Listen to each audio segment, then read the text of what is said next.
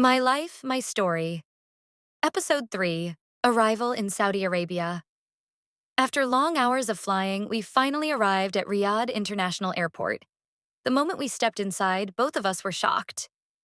Everywhere we looked, women were wearing black flowing dresses called abayas, with some even covering their faces with burqas.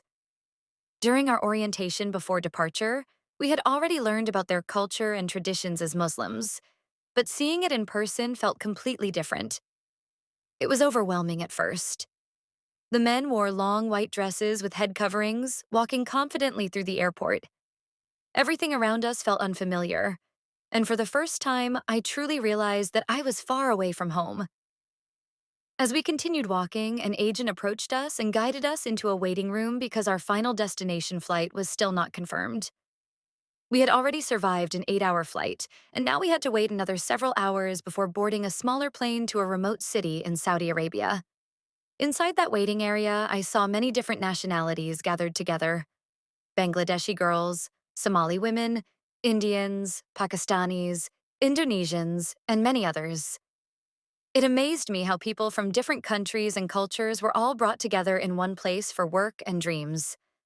I felt lucky because I had my friend beside me. We could talk for hours without getting bored, which somehow made the waiting easier. The airport staff gave us complimentary food while waiting. My friend immediately complained about the smell of the food and said she could not eat it at all. But for me, it was never really a problem because my mother had already trained us to appreciate different kinds of cuisine. Every Friday night, my mom used to bring us to buffet restaurants serving food from different countries: Italian, Japanese, Chinese, Greek, Thai, Indonesian, and many others. She always told us, "Don't grow up ignorant about other cultures. Train your tongue to different tastes." At that moment, while tasting the aromatic Arabic food filled with spices and the scent of cinnamon mixed into the chicken, I suddenly missed my mother and remembered her teachings. Now I was finally practicing everything she taught me. I told myself to accept this new life: new culture, new food, new experiences, and new adventures. While I was enjoying the meal, I felt sorry for my friend because she could not even touch hers.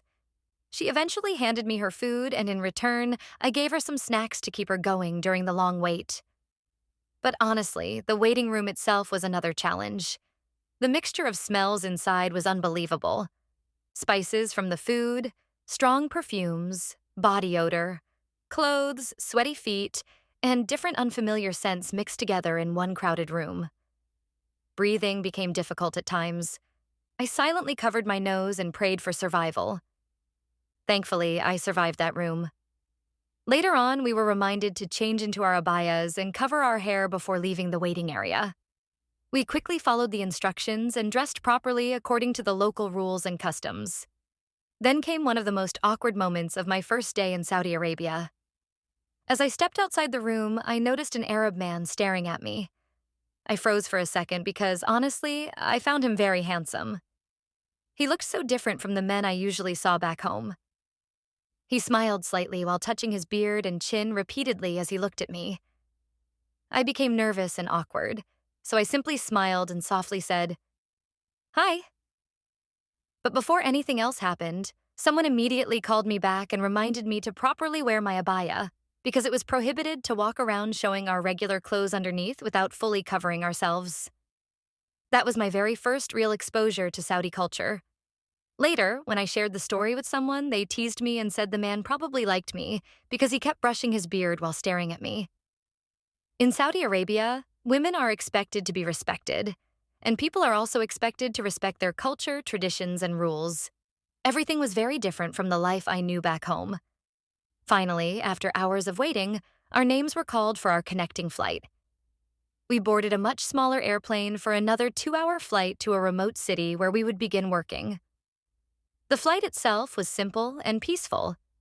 When we finally arrived, a man named Babuhara, a Bangladeshi dark brown man, medium body, built with dark curly short hair with mustache, was waiting for us outside with a placard displaying our names: "Welcome W and M."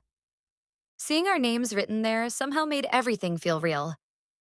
Babuhara helped us carry our heavy luggage into a van and drove us toward our new workplace and home. Despite being extremely tired, I still looked outside the window with curiosity. I noticed many white high-rise buildings, wide barren lands, sandy surroundings, and only a few trees along the road. Surprisingly, the air felt cold, not hot like I had imagined.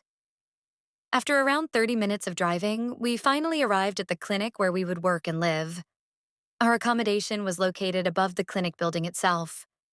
We were assigned a shared room with 5 girls sharing one bathroom. Honestly, it was more decent than I expected. They allowed us to rest for 2 days before starting work, and even gave us extra Saudi riyals to buy groceries and cooking utensils because we would be cooking our own meals. I truly appreciated that kindness. That night, we fixed our beds beside each other. Each of us had our own blanket and pillow. I never imagined I could survive sleeping in a shared room because back home, I always slept alone in my own bedroom. Thankfully, my friend did not snore. And honestly, I still don't know if I snore too.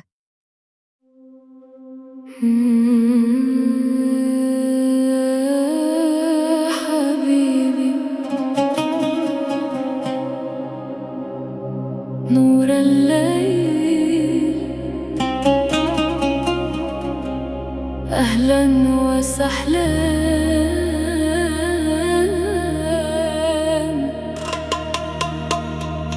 في قلبي سلام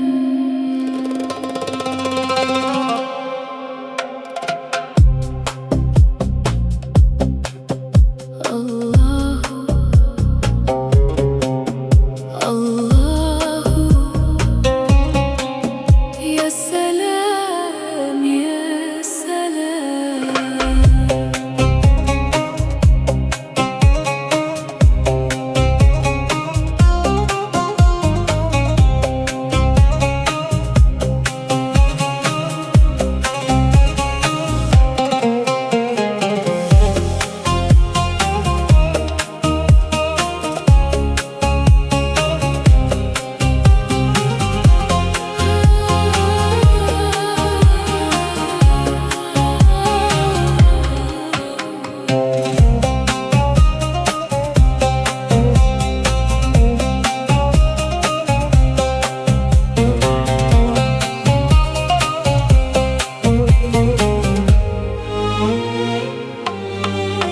مرحبا مرحبا في هذه الحياة نور وأمل تحت سماء الصحراء يا ليلي يا إيدي قلبي يسمع صوت الحياة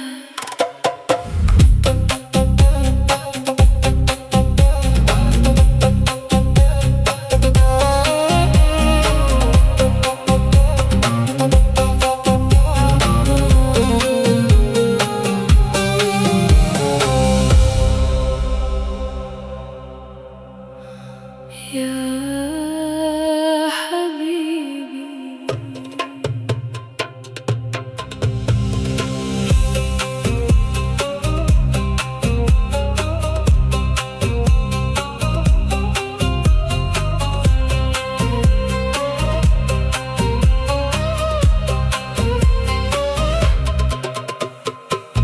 يا حبيبي يا حبيبي يا حبيبي نور الليل أهلا وسهلا في قلبي سلام